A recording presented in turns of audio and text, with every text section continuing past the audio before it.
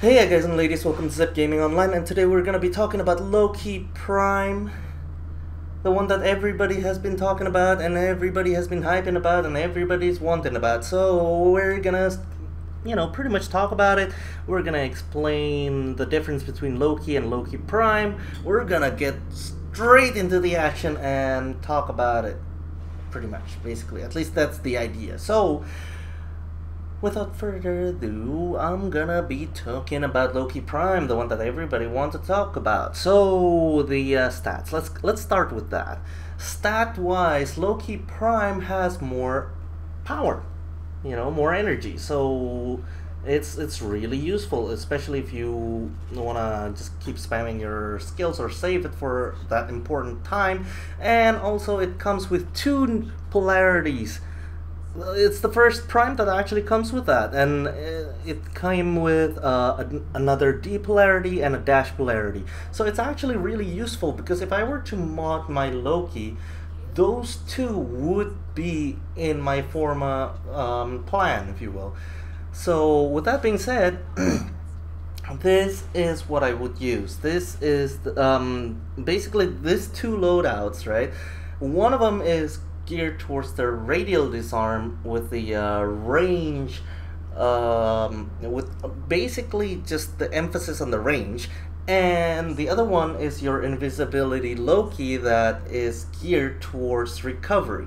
Okay, and I'm gonna talk about it. So why do we focus on range on the radial disarm Loki? Because with radial disarm, there is really no power duration. What's important is your range, and that's it. The ability to actually make it efficient is good, so we do put fleeting expertise in there along with streamline. The invisible Loki, I know what you're saying. Why did you put fleeting expertise in there? Because this is focused on recovery. So say you got your Loki in a pretty tough situation where you are, you ran out of energy and you're knocked down by an ancient disruptor, say, or maybe you opened up a door and there is an Eximus that just, the magnetic Eximus, I think, the one that just drains your energy and scrambles your screen. This is what it's for. And to be fair, once you ran out of invisibility, you can pretty much cast it again if you have energy siphon. So I'm gonna be talking about the speed. This is the one that, does take a lot of testing. So this is basically me and a clanmate of mine, which uses Loki with max rush plus sprint boost, and I'm using a Loki Prime with max rush. So surprisingly, it was the same speed pretty much. I mean, like, she insisted that no, Loki Prime is faster, but I seriously think, you can judge it from looking at the footage. I personally think that Loki with max speed and, with max rush and sprint boost is actually equal. However, when you put Loki Prime versus Loki with max rush, I think it's a little faster, just a teeny bit. So I'll demonstrate and you guys can kind of judge for yourself here.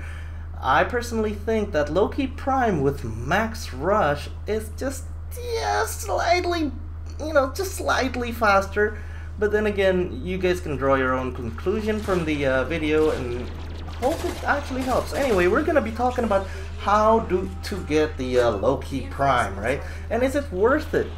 Well, to get Loki Prime, you kind of need pretty much 2 T4s, Tower 4s in the Void, 1 in defense and 1 in survival. Both are not easy. And then you have a T1 survival to actually get a chassis, and a T2 capture to get the blueprint. So what about regular Loki?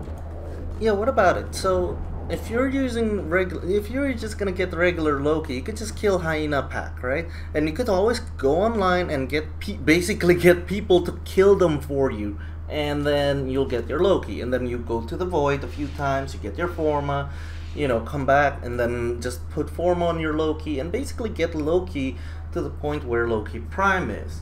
Although I understand that the helmet's really cool, but to those people, they're gonna get it anyway. I don't need, you don't need me to tell you that, regular Loki could be just as good as Loki Prime. So, for those who wanted Loki Prime, go get it. It's cool, it's awesome, it's a nice, basically it's a nice investment. Go get it if you don't already, kind of going at it. Also, thank you very much for watching, guys, and special thanks to Leolaria, who helped with the testing. Also, Joan the Arc for doing the countdown. So again, thank you so much for watching, and I'll see you guys on the next video. Bye bye, guys.